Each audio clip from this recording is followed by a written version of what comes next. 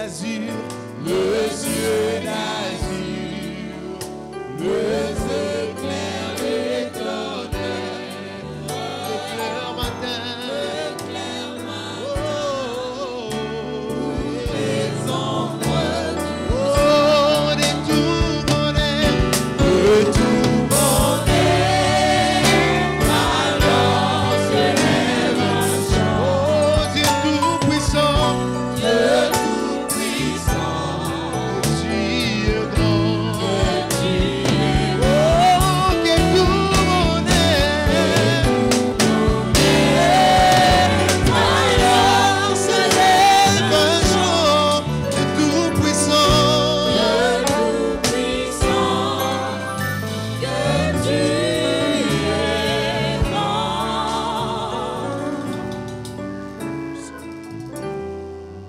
Merci Seigneur Jésus. Merci toi qui nous as ramenés au Seigneur. Merci Jésus. Nous te disons merci Seigneur. Merci pour la paix, merci pour la joie.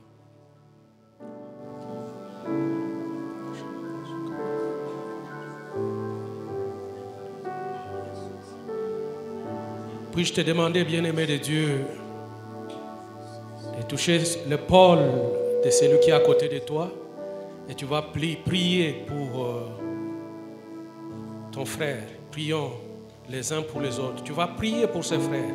C'est que le Saint-Esprit te touche de dire, de prier. Prie que sa vie trouve un sens en ces jours. Prie que le Seigneur se révèle dans la vie de ses frères, de cette sœur. Prie pour que tout ce que le diable, l'ennemi a préparé, pour lui, cela puisse être sans effet. Prie, prie pour ce frère, prie pour cette sœur. Prie et demande la grâce de Dieu. Déverse le sang de Jésus sur ses frères. Prie, prie, prie, prie, prie, prie, prie. Déverse le sang de Jésus. La Bible nous dit, ils l'ont vaincu à cause du sang de l'agneau et des paroles de leur connaissance. Prie pour ses bien-aimés, prie pour sa progéniture, prie pour son travail, prie pour sa vie spirituelle, pour sa vie de méditation, prie pour tout. C'est un dimanche de prière. Prie pour ses bien-aimés, prie bien-aimés de Dieu.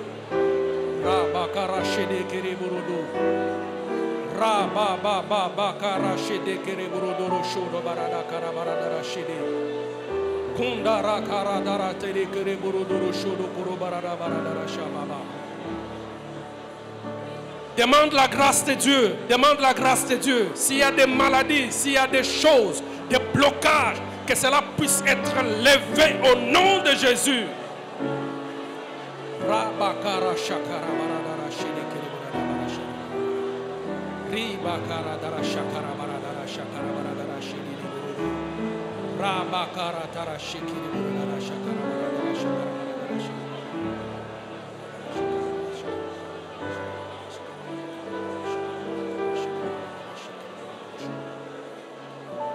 Prie aussi pour l'Église. Prie pour l'Église. Prie pour la Pépéquine. Prie pour l'Église universelle. Prie maintenant. Déverse le sang de Jésus dans cette Église. Prie, prie, prie que tout le projet du diable s'arrête parce que l'Église appartient au Seigneur. C'est l'œuvre de Dieu. Prie, prie, prie maintenant.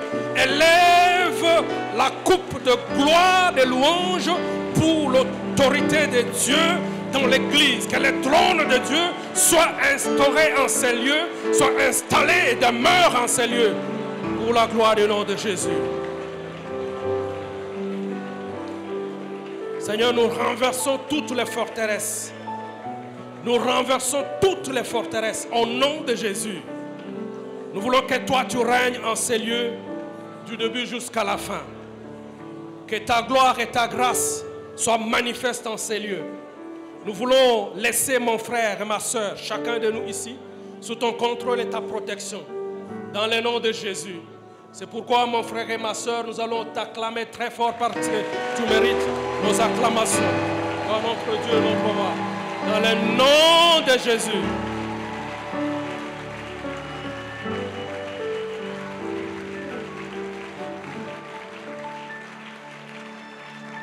Merci, bien-aimés de Dieu. Nous vous saluons tous au nom de Jésus. Nous saluons nos bien-aimés qui sont en ligne et ceux-là qui sont dans le chapiteau. Soyez bénis au nom de Jésus. Et nous allons prendre la parole de Dieu. Nous allons lire la parole de Dieu dans 2 Rois, chapitre 6. Nous sommes du 1er au 7e verset. 2 Rois 6, du 1er au 7e verset. Nous lisons au nom de notre Seigneur Jésus. Les fils de prophètes dirent à Élisée, « Voici, le lieu où nous sommes assis devant toi est trop étroit pour nous. Allons, jusqu'au Jourdain, nous prendrons là chacun une poutre, et nous y ferons un lieu d'habitation. » C'est le même lieu qui était les lieux d'enseignement. Lieu d'habitation. Élisée répondit, « Allez. » L'un d'eux dit, « Consens à venir avec tes serviteurs. » Il répondit, « J'irai. » Il partit donc avec eux. Arrivé au Jourdain, ils coupèrent du bois. Et comme l'un d'eux abattait une poutre, les fers, ou encore la cognée, tomba dans l'eau. Il s'écria, « Ah, mon Seigneur, mon Seigneur !» Il était emprunté. L'homme de Dieu dit, « Où est-il tombé ?» Et il lui montra la place. Alors Élisée coupa un morceau de bois et jeta à la même place et fit surnager le fer. Est-ce qu'un fer peut surnager à cause de l'eau? Ce qui est léger peut remonter ce qui est lourd. C'est un grand miracle. Puis il dit, enlève-le. Et il avança la main et le prit. Parole de l'Éternel. Frères et sœurs, nous voudrons cet avant-midi partager un thème comme nous avons parlé au premier culte. Un thème qui est sous forme d'une question. Où est-il tombé? Où est-il tombé? Où est-il tombé? Tu peux m'aider à demander à celui qui est à côté de toi. Où est-il tombé? Et quand on est dans la présence de Dieu, ce qui est sûr et connu, c'est que dans la présence de Dieu, il n'y a que des solutions. Quand on vient dans la présence de Dieu, on vient pour trouver des solutions. Et donc, nous pouvons déjà, moi je peux répondre en vous disant que comme tu es là, tu as bien fait, tu as fait les bons choix. Donc, s'il y avait quelque chose qui était tombé dans ta vie, même des années, tu vas la retrouver aujourd'hui. Donc, tu as bien fait un bon choix d'être ici ce matin. Et donc, nous allons essayer de donner juste les contextes et puis donner quelques leçons sur comment vous pouvez vous disposer, vous placer dans le couloir où, quand il y avait des choses perdues, ça peut être votre vie, ça peut être autre chose, que cela puisse vous revenir. Dans le nom de Jésus et par la grâce de Dieu. Dans ces passages que nous avons lus, la Bible nous relate un miracle important. Un miracle très important qui défie la loi de la nature, c'est la loi de la pesanteur.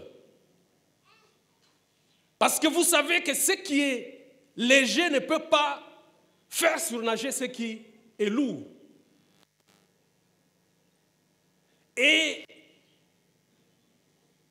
le fer est une matière, c'est une sorte de matière qui ne peut pas, c'est une matière qui ne peut pas surnager, si je m'abuse. Mais le prophète a trouvé une astuce et une occasion de le faire. Et la Bible nous raconte qu'ici, les fils des prophètes, c'est une compagnie, c'est un groupe des enfants des prophètes, c'est une école qui sont assis en train d'apprendre la parole de Dieu sous un mentor ou un responsable spirituel qui s'appelle Élisée. Et l'un d'eux fait une proposition. Il fait d'abord, il identifie un besoin. Il dit, l'endroit où nous sommes assis, là, devant toi, homme de Dieu, nous sommes en train d'apprendre la parole de Dieu, d'apprendre comment nous aiguiser pour devenir des prophètes. Cet endroit est devenu étroit. Vous savez, c'est déjà un très bon signe parce qu'il reconnaît la limitation qu'il y a. Et donc, si tu veux penser à avoir un progrès, il faut d'abord savoir reconnaître les limites là où tu es. Et cet homme va faire une proposition à l'homme de Dieu. Il lui dit, est-ce que nous pouvons aller? Allons tous vers Jourdain. Nous allons prendre chacun une poutre et nous reviendrons ici pour construire un lieu d'habitation. L'homme de Dieu lui dit, allez-y, je suis d'accord, je vous permets, allez-y. Mais cet homme ayant une sensibilité spirituelle poussée, il va dire, consent à venir avec nous. Ne nous permets pas seulement d'aller seul, mais viens avec nous. Élisée va répondre, j'irai. J'irai. Ils sont partis. Arrivés sur place, la Bible nous dit, ils ont commencé à travailler. Ils travaillent. Alors qu'ils étaient en train de travailler, il y a quelqu'un qui avait la hache, la cognée, c'est-à-dire un morceau de bois sur lequel on a attaché un fer aiguisé qui doit couper. Cutting edge, comme en anglais. Et alors, il était en train de couper sa poutre parce que cet homme a dit que chacun ramène une poutre. Et en train de couper, son fer est sorti de son bois, de son morceau de bois, et tombé dans l'eau. Tombant dans l'eau, l'homme n'a pas hésité, il a crié, « Oh, mon Seigneur, ce n'était pas à moi, c'était emprunté. Ce n'était pas à moi, c'était emprunté. Ce qui est emprunté est tombé dans l'eau. Je suis dans la dette. » Et je vais vous dire qu'à cette époque, c'est l'époque juste après un méchant roi en Israël qui s'appelait Akab. Et Akab, avec sa femme Jézabel, avait presque exterminé les prophètes de Dieu en Israël. Et ce qui est arrivé, c'est que les prophètes étaient pourchassés partout, qui se cachaient dans les cavernes par-ci par-là. Et vous vous souvenez bien de l'histoire d'Élie.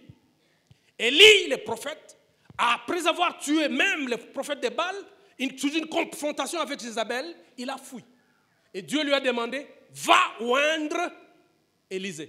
Vous savez comment il a oint? Il n'a pas pris l'huile pour venir oindre, il a juste jeté son manteau sur Élisée. Élisée a reçu la double onction quand Élie montait du ciel, parce qu'il a regardé et le manteau est tombé. La Bible nous dit que quand le manteau est tombé, il a déchiré ses habits en 2 morceaux. Et puis il a reçu le manteau. Et c'est Élisée qui va faire ce ministère, qui arrive à ce moment où nous voyons ces prophètes qui commencent à se multiplier. C'est-à-dire le nombre commence à augmenter et son ministère est en train de croître. Il y a une évolution. Et alors ces gens disent, nous devenons de plus en plus nombreux. Ces lieux convient que nous puissions construire un lieu d'habitation. Alléluia. Il y a une évolution. Il y a une augmentation. Oh, je déclare qu'il y a une augmentation dans ta vie au nom de Jésus. Élisée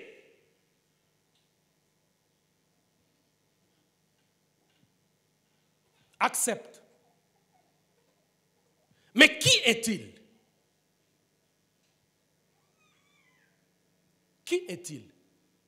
Le mot Élysée signifie Dieu qui sauve, étymologiquement. Dieu qui sauve.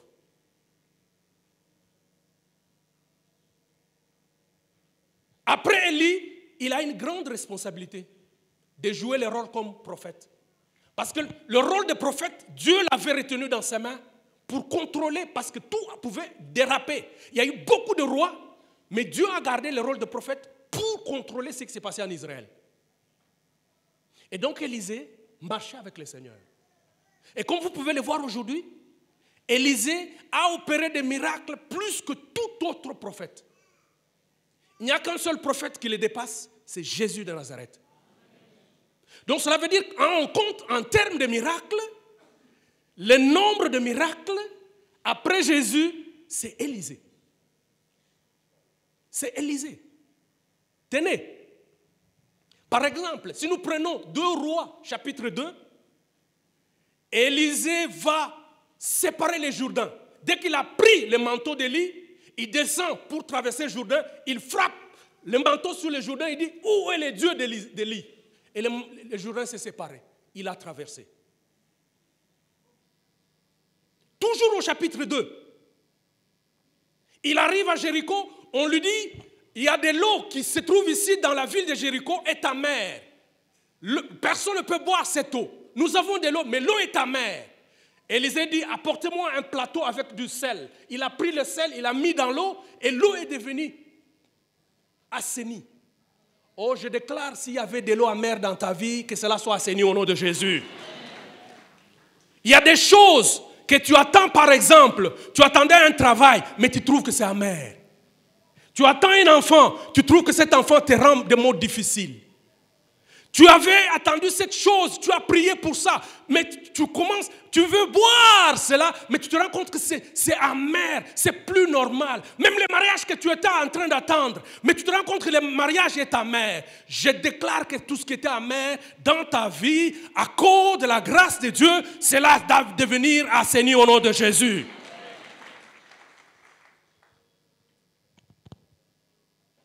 Et il sort toujours au même chapitre. Les jeunes gens commencent à se moquer de lui. Chauve, chauve, chauve. Comme moi, il y a l'érosion déjà qui est sur ma tête. Si vous regardez bien, j'ai l'érosion qui est en train de venir là-bas, qui est déjà même installée. Ces jeunes gens crient, chauve. Il se retourne, il dit un mot, l'ours sort et dévore ses enfants. Miracle. Au chapitre 3, comme vous pouvez le savoir, Israël était en guerre contre les Moabites. Ils avaient assiégé Israël. La Bible dit que Élisée a donné les conseils au roi. Et puis, là où il n'y avait pas d'eau dans tout le pays, l'eau est tombée nuitamment. Ils ont creusé des fosses, l'eau est tombée. Ils ont trouvé l'eau qui coule, mais l'eau s'est transformée en sang.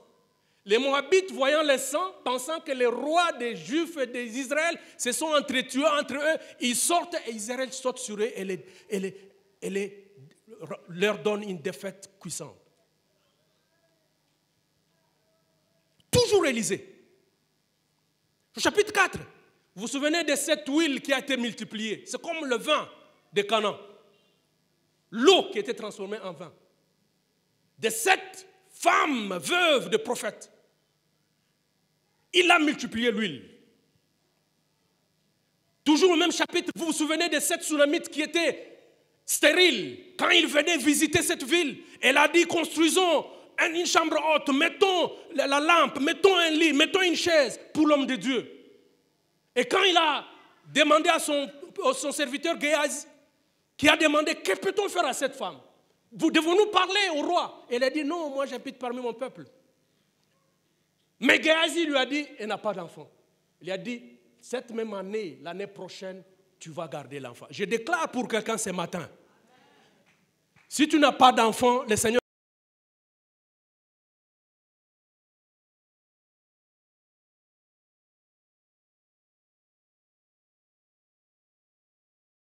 tu auras ça au nom de Jésus.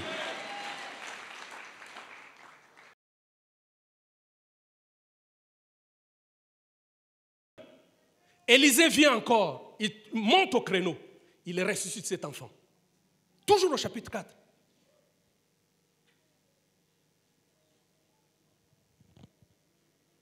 Et toujours au chapitre 4, on amène même la nourriture chez les prophètes, dans la communauté des prophètes, la nourriture empoisonnée. Le prophète dit, non, donnez-moi la farine. Il met dans la nourriture. La nourriture était devenue nomade et les gens ont mangé. Chapitre 5. Il va guérir ce général d'armée syrien, Naaman, qui était frappé de la lèpre. Mais aussi au même moment, dans le même chapitre, son serviteur, comme Judas, qui aimait l'argent, son nom Géasi, il va suivre l'argent chez Naaman.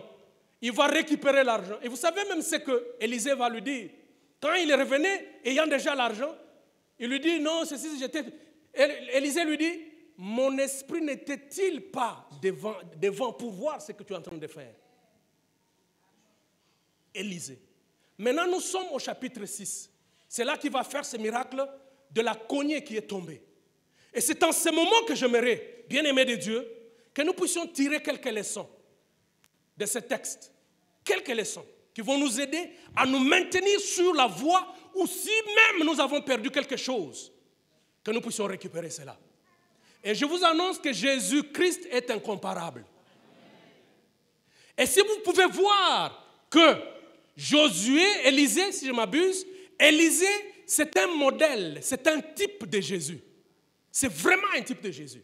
Parce que son étymologie veut dire Dieu qui sauve. Et qui est ce Dieu qui sauve? C'est Jésus. C'est lui qui a amené le salut, c'est Jésus. C'est-à-dire, c'est l'image de Jésus. Et même dans ces passages, on l'appelle Seigneur. C'est l'image. Et quand nous sommes en train de lire ces passages, considère Élisée comme l'image de Jésus. Mais il y a aussi un personnage très important ici. C'est cette personne qui avait la cognée perdue.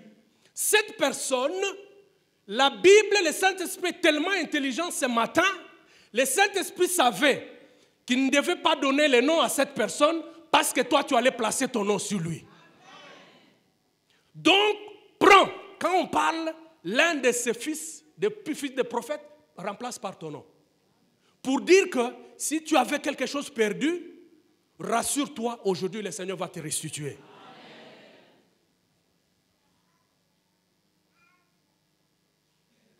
Alors, Élisée va jouer le rôle du Seigneur.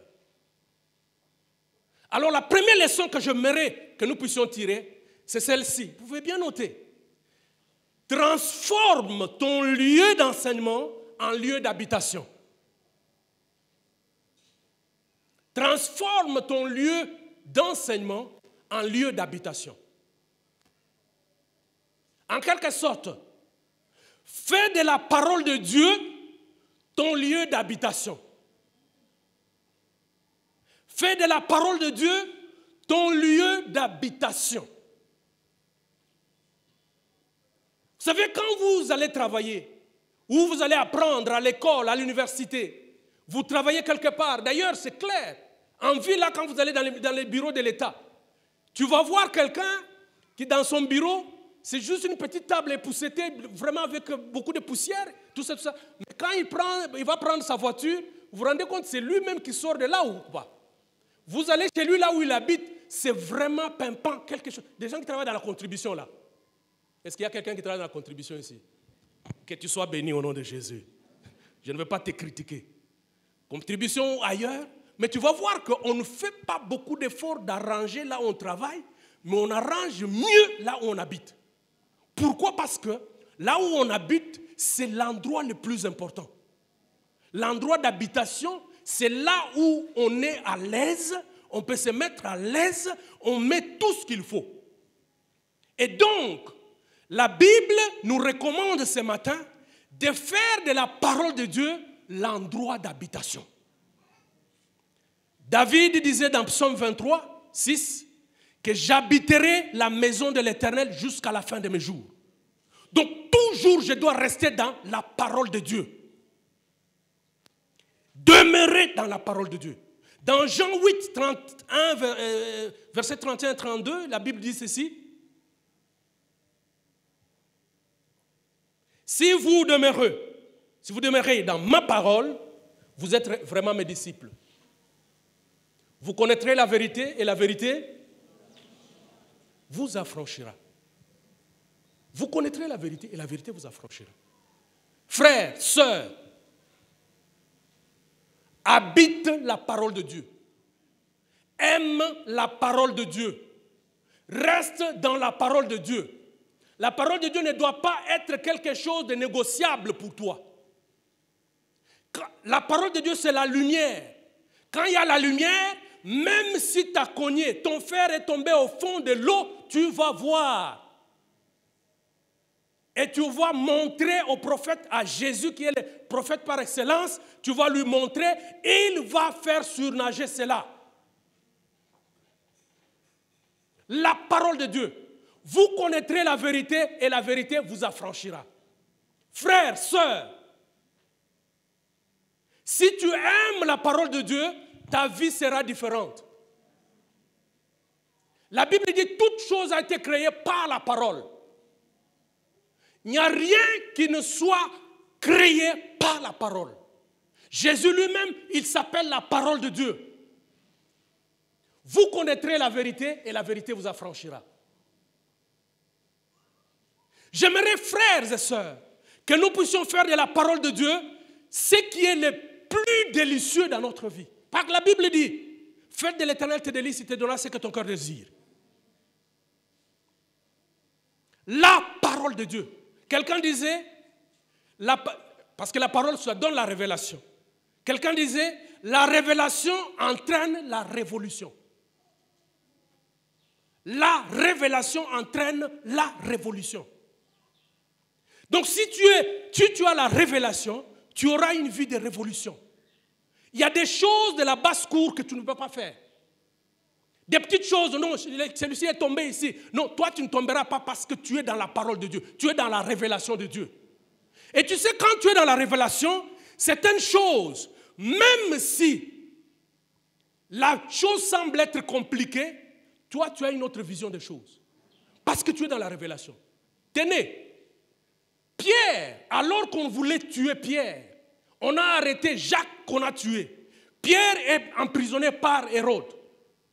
La Bible nous dit, la nuit, les jours où il devait être libéré, tué, égorgé, la Bible nous dit que Pierre dormait profondément.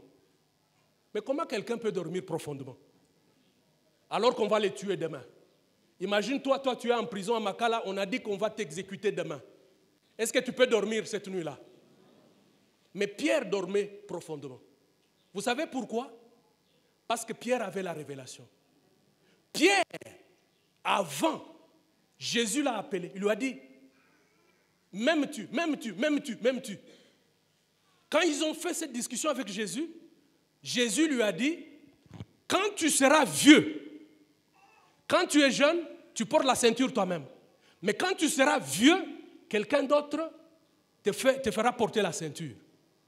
Pierre a gardé ça comme une révélation. Quand il était en prison, il n'était pas encore vieux.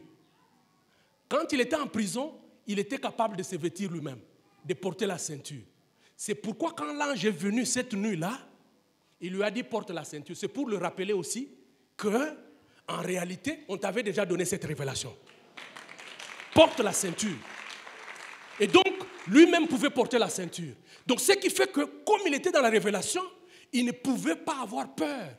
Il était sûr que Dieu était capable, même si on le tuait, de le ressusciter.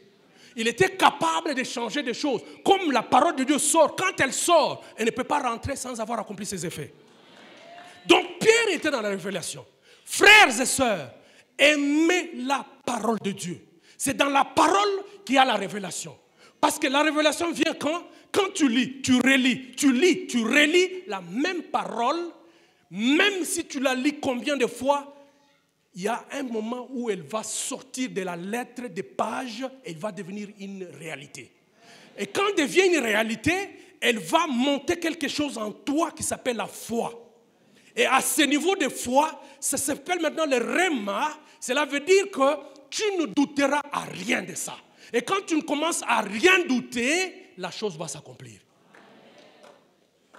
La révélation entraîne la révolution. Vous connaîtrez la vérité et la vérité vous affranchira. Ne te trimballe pas dans beaucoup de choses. Tu lis des histoires, tu compares cela à la vérité. J'ai raconté les petites histoires au premier culte de mon fils aîné qui est ici, présent. À l'époque, il avait, je crois, 5 ans. Sa petite sœur, je crois, 2 ans. On devait quitter pour prendre... J'avais une petite voiture, Mercedes 190, 190. On sort pour aller au garage avec lui, avec sa petite sœur. On arrive au niveau de l'échangeur. Il y a le monument là qui se présente sur l'échangeur. Lui, le petit, me pose la question. Papa, celui-ci, c'est qui?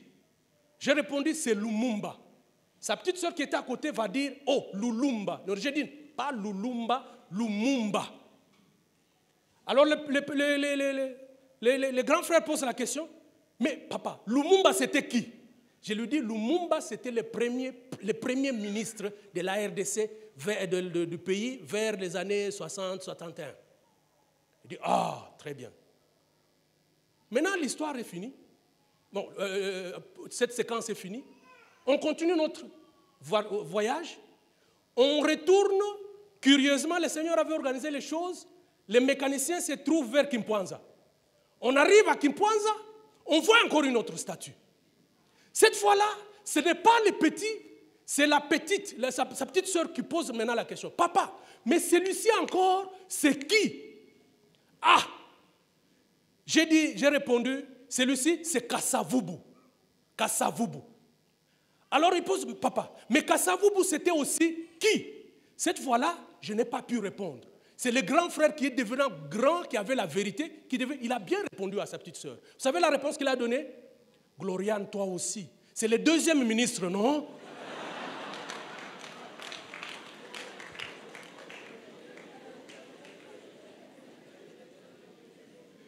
Il avait sa vérité. J'ai commencé à rire. Je ne savais même pas comment les recadrer. Mais il était sûr d'être dans la vérité. Frère, tu peux être sûr, conscient, tu es vraiment convaincu que Dieu a la vérité, mais tu es à côté. La vraie vérité, c'est la parole de Dieu. C'est la révélation de la parole de Dieu. C'est dans la révélation de la parole de Dieu. Il faut t'habituer à lire la parole de Dieu nuit et jour. Faire de la parole de Dieu ton ami intime. Tu dois lire la parole de Dieu à chaque instant. À chaque moment. On doit voir ta Bible. On dit non, on a pitié de ta Bible. Ta Bible ne doit pas être toujours neuve. J'ai même une Bible là, j'ai peur de l'amener maintenant. Ce matin, j'ai demandé à mes enfants si on pouvait couvrir d'abord même l'extérieur. Un pasteur invité chez une sœur qui est membre de son église. La sœur, en recevant le pasteur dans un autre pays, elle était très contente. Elle donne un petit déjeuner très lourd au pasteur. Mais à ce moment-là, elle va chercher les assiettes, vraiment des assiettes qu'on réserve aux invités, vraiment des marques.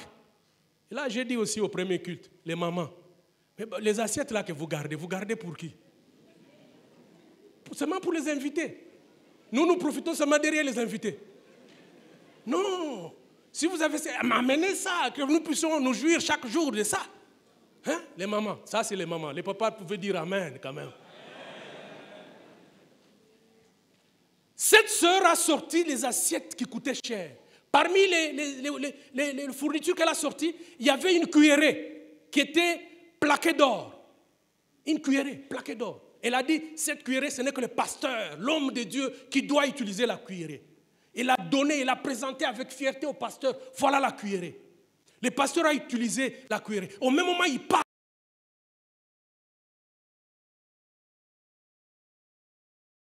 Neuve, presque neuve, sur la table. Le pasteur a lu et après, ils ont fini le déjeuner, ils ont fait la dernière prière, le pasteur est parti. Une année plus tard,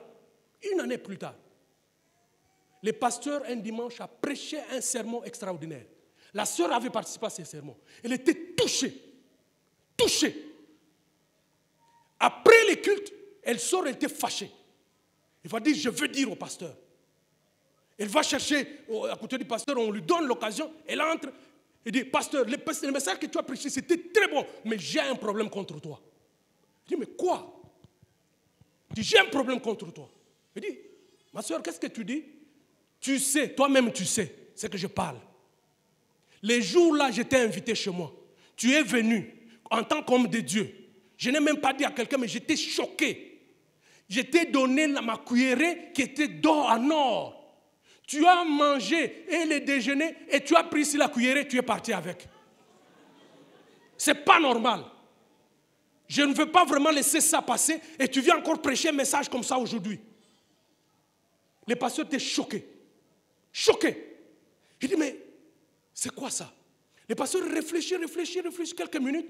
Il dit, oh oui, ma soeur, viens. La soeur vient. Le pasteur pose une question. Il dit, ma soeur, quand est-ce que tu as lu la Bible? Quand est-ce que tu as lu la Bible? La soeur commence à se gratter la tête. Il dit, oui, je comprends. Ta cuillère se trouve dans ta Bible. Je l'avais laissée dans ta Bible. Ta cuillère se trouve dans la Bible. Et la sœur est obligée de se repentir. Cela pouvait être une année.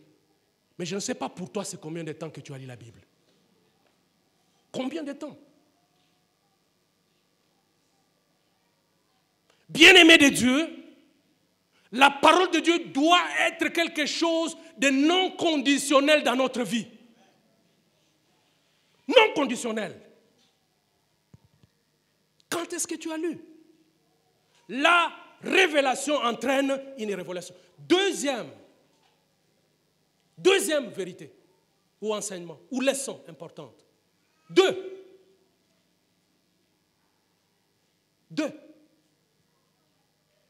Ne te limite pas à l'approbation.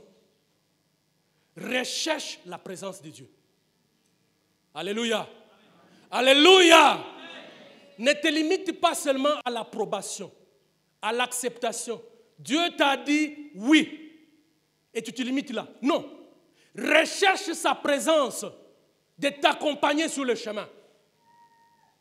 Cet homme, ce jeune prophète a dit, non, consens à aller avec nous. Même si tu nous as dit d'aller, nous avons ton autorisation, mais nous devons aller avec toi. Ne cherche pas seulement l'approbation. Oh, le Seigneur m'a dit, je dois me marier, c'est fini, je veux partir. Non! Va avec le Seigneur. Ne va pas seul. Pas un pas sans Jésus. Je répète, pas un pas sans Jésus.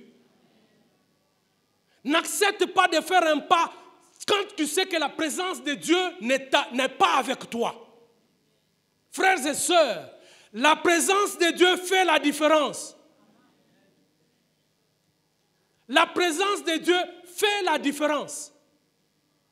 Moïse, le Seigneur lui a dit, va avec le peuple d'Israël. Sortez, allez. Je vais envoyer mon ange devant vous. Exode 33, 15. Moïse dit, Seigneur, si tu ne pars pas avec nous, nous ne bougerons pas d'ici. Alors que le Seigneur a dit, je vais envoyer mon ange devant vous. Lui a dit, non. Si tu ne pars pas avec nous, nous ne bougerons pas d'ici. Frère, il faut chercher la présence de Dieu de t'accompagner. Parce que la présence de Dieu, quand elle est avec toi, tu as l'assurance. Quand tu as la présence de Dieu, quand il y a un problème, ce n'est pas toi qui seras exposé au problème, c'est la présence de Dieu. Parce que lui-même a dit dans sa parole. J'aimerais que nous puissions lire quelque chose. Lisons, bien-aimé, Matthieu 14. Matthieu 14, nous allons voir un exemple là-bas. Peut-être à ne pas suivre. Matthieu 14, 22 à 33. Je lis rapidement. Aussitôt après, c'est Jésus, il obligea les disciples à monter dans la barque et à passer avant lui de l'autre côté, pendant qu'il renverrait la foule. Quand il l'eut renvoyé, il monta sur la montagne pour prier. Il monta sur la montagne pour prier à l'écart. Et comme le soir était venu, il était seul. Jésus est resté seul. Il a envoyé les disciples, les pierres, tout le monde dans la barque, allez-y. Il leur a donné l'autorisation de partir. Alors, la barque déjà au milieu de la mer était battue par des flots, car le vent était contraire. Le vent était contraire. Cela veut dire que quand vous partez sans Jésus, le vent devient contraire à vous. Cela veut dire en d'autres termes, il y a des oppositions.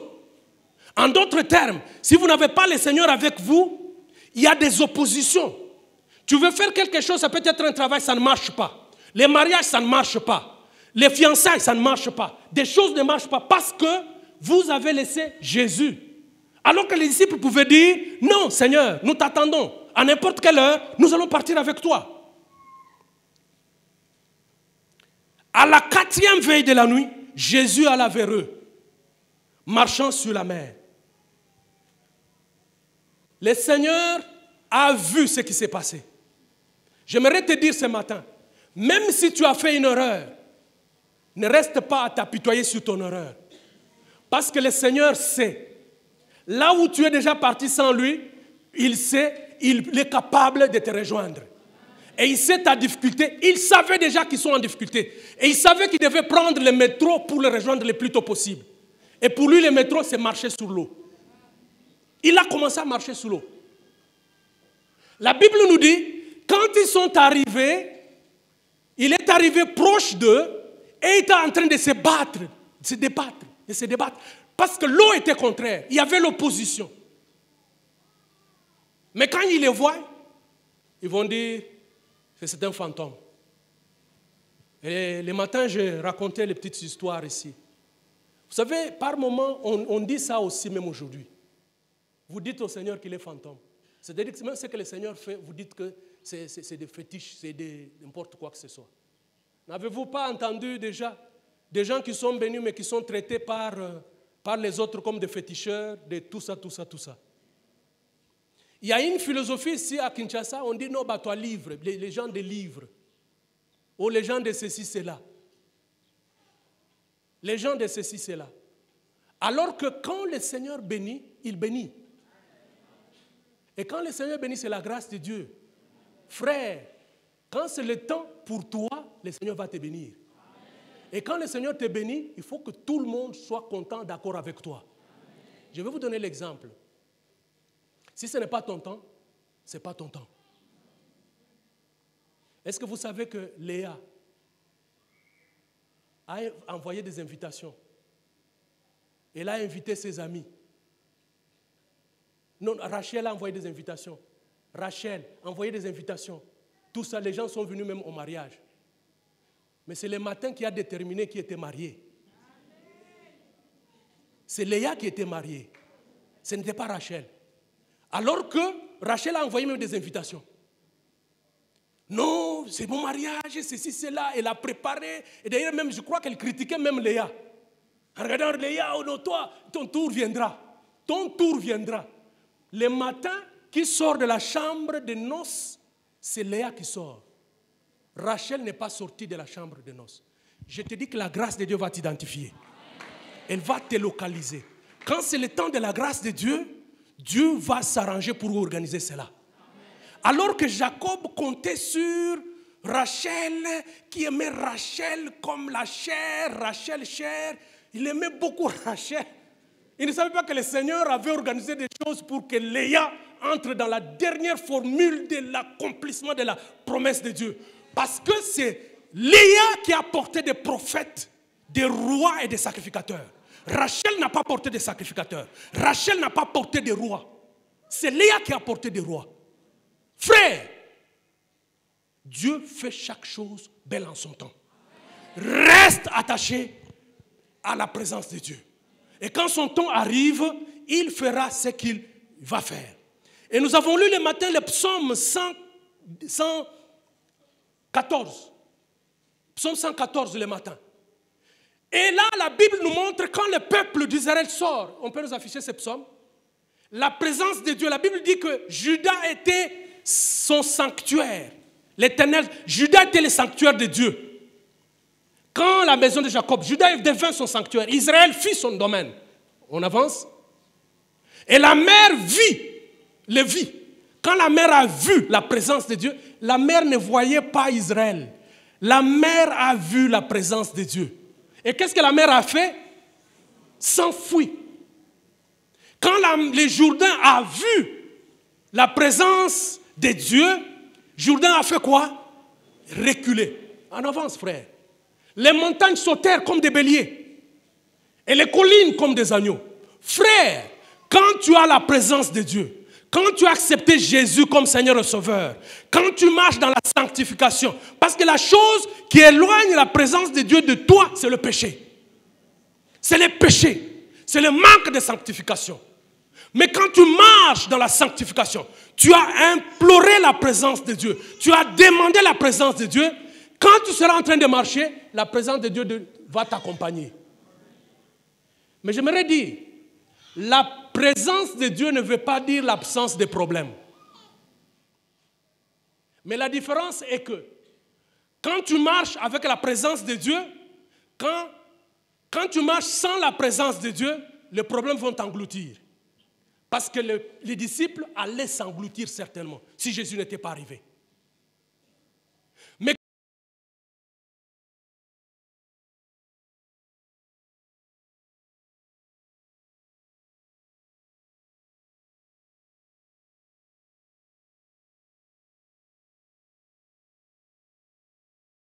je déclare que la mer des problèmes de ta vie va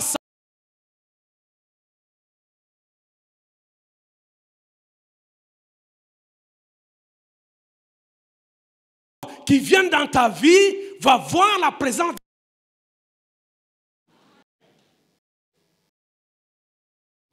La Bible dit est entré dans la barque, tout s'est arrêté. Les vents, les flots, tout s'est arrêté. L'assurance. La présence de Dieu fait la différence. La présence de Dieu fait la différence. La présence de Dieu fait la différence. Quand tu t'éloignes de la présence de Dieu, tu auras des problèmes. Tu auras des problèmes. Ça peut être le nom de Jésus. Ça peut être, vous vous souvenez quand Pierre a dit, je n'ai ni argent ni or, mais ce que j'ai, je te donne. Les paralytiques ont marché. Parce qu'il avait la présence de Dieu. Vous savez, quand vous marchez à côté, quelqu'un me disait que tu peux ne pas être du côté de la majorité. Mais si Dieu est de ton côté, tu es du côté de la majorité. Nous devons apprendre à marcher dans la présence de Dieu. J'aime bien raconter des petites choses vraies. Mon cadet, j'ai parlé de mon aîné, maintenant je parle du cadet. Lui avait 2 ans et demi, il y a quelques mois. Sa maman était très fatiguée, très fatiguée. Elle avait beaucoup travaillé, elle va dormir. Elle ferme la chambre. Elle dit, je veux me reposer. Elle ferme la chambre. Vous voyez des enfants de 2 ans et demi, le petit vient, il toque à la porte. Pop, pop, pop, pop. Maman, ouvrez. Maman, ouvrez. Maman, ouvrez, ouvrez, ouvrez. Personne ne répond. Il part encore, il revient, il toque. Maman, ouvrez, ouvrez, ouvrez. Personne ne répond. Parce que la maman ne voulait pas répondre pour feindre qu'elle n'était pas là. Le petit vient encore, maintenant, il commence à pleurer. Il pousse la porte, il touche. Maman, ouvre, ouvre, ouvre. Pas de réponse. Il dit, maintenant, je veux continuer à toquer pour des temps longs, mais je n'aurai pas de solution. Il dit, je dois être créatif. Il a l'inspiration, l'onction. Le petit va dans les couloirs, il regarde, qu'est-ce que je peux utiliser ici? Il prend mes chaussures à moi. Mes chaussures. Il porte mes chaussures. Même si ça ne le convenait pas. Il porte mes chaussures. Il vient maintenant en faisant des mouvements. Il fait des mouvements et des bruits avec des chaussures jusqu'à la porte. Il toque maintenant. Il toque. Papa. Maman, ouvre, c'est papa. Dès qu'il a dit ça,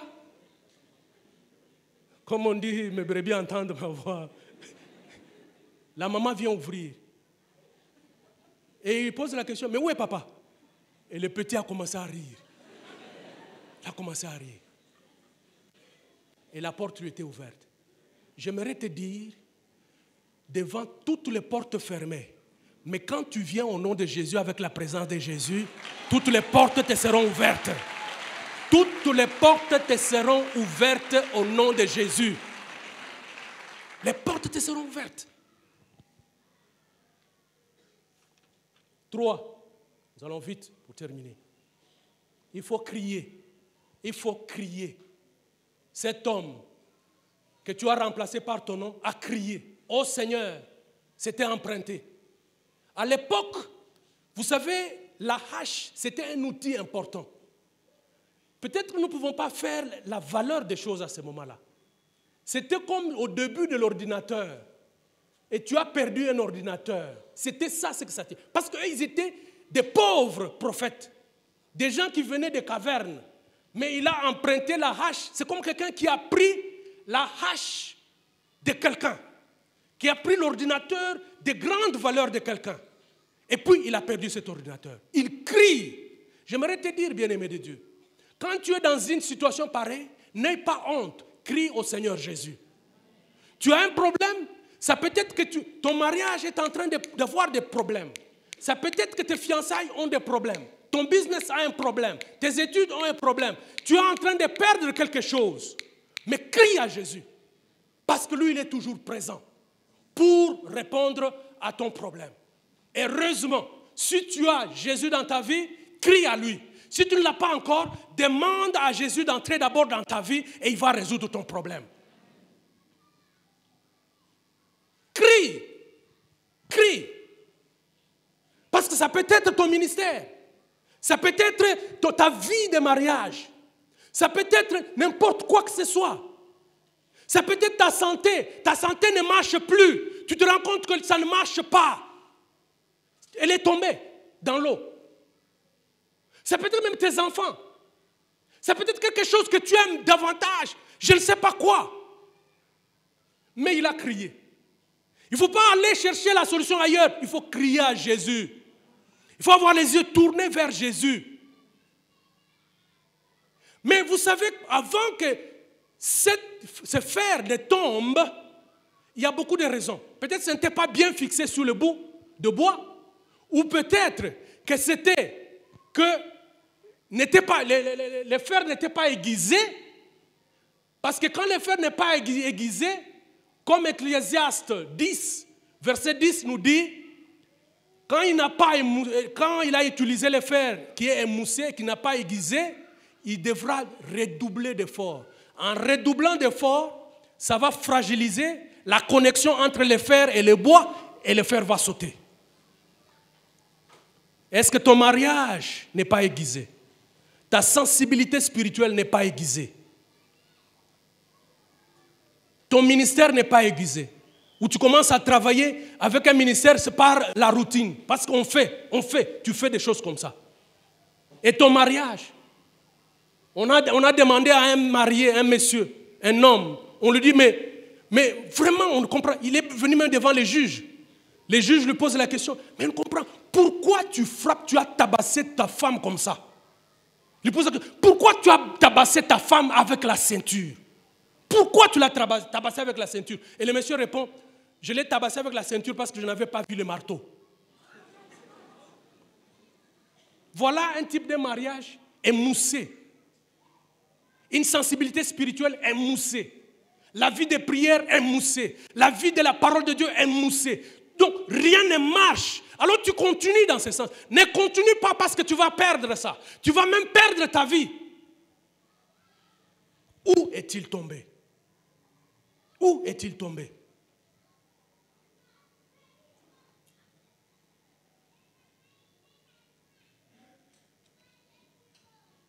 Dernière, parce que nous n'avons pas suffisamment de temps pour terminer. Il faut identifier les lieux.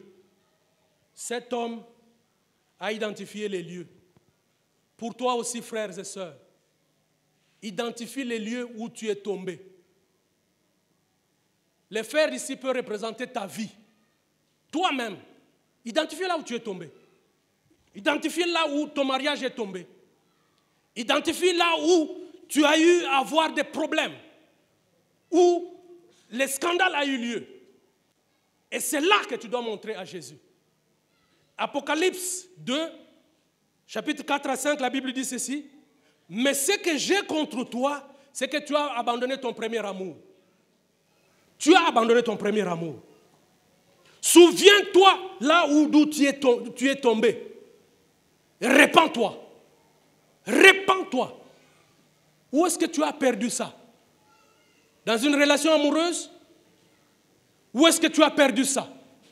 Dans les tripatouillages au service? Tu as manipulé des histoires? Ou tu as perdu ta sensibilité spirituelle?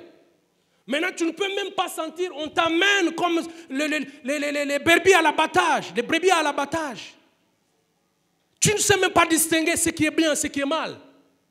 Tu es émoussé et tu as perdu ta sensibilité. Tu as perdu ton ministère. Ton ministère n'est plus aiguisé. Le Seigneur te rappelle, frère. Reviens, reviens. Reviens. Et voilà, l'homme de Dieu va dire, montre-moi où là c'est tombé. Et il savait exactement. Chacun de nous sait. Souviens-toi à l'époque, quand tu venais encore au Seigneur, comment était ton zèle? Souviens-toi, quand tu t'es marié, comment tu marchais avec ta femme? Comment tu marchais avec ton mari? Souviens-toi, quand tu commençais ça, tu avais de la joie, l'amour. Maintenant, tu es où? Je ne sais pas. Mais Jésus est incomparable. Jésus est incomparable. Il est capable de faire surnager ton mariage. Il est capable de faire surnager ton travail. Il est capable de faire surnager ta vie de prière et ta vie de parole de Dieu. Parce qu'il est incomparable. Et voilà ce qu'il va faire. Il prend un morceau de bois. Il jette au même endroit. Et la Bible dit, le fer a commencé à surnager. Et le bois ici, frères et sœurs, c'est la croix de Jésus. C'est la croix. Jésus, tu dois utiliser les bénéfices de la croix. Tu dois utiliser les bénéfices de la croix. Parce qu'à la croix, Christ a dit tout est accompli. À la croix, il a dit tout est accompli. Cela veut dire, si tu avais la dette, si tu peux remplacer ton nom par le nom de ces jeunes prophètes, lui, il avait la dette, il pleurait pour la dette. Mais Jésus a dit, j'ai tout payé à la croix. Il a tout accompli. À la croix, il prend ta dette, il remet ce qui était perdu. À la croix, tu peux retrouver ton mariage. À la croix, tu peux retrouver ta santé. À la croix, tu peux retrouver ton business. À la croix, tu peux retrouver ta vie de prière. À la croix, tu peux retrouver ta vie de la lecture de la parole de Dieu. À la croix, tout est possible. Est-ce que nous pouvons nous tenir debout, frères et sœurs? Je ne sais pas ce que le Seigneur te dit. Je ne sais pas ce qui te concerne. Mais mets-toi et commence à prier. Cherche ce que tu as perdu. Prie, présente au Seigneur. Dis-lui ce que tu as perdu. S'il y a des choses qui sont émoussées dans ta vie, présente cela. La Bible nous dit de crier. La Bible nous dit de crier. De crier. Et non pas de nous apitoyer sur nous-mêmes. Crie, crie, crie, crie, crie. Crie, commence à prier, bien-aimé de Dieu. Présente ta situation.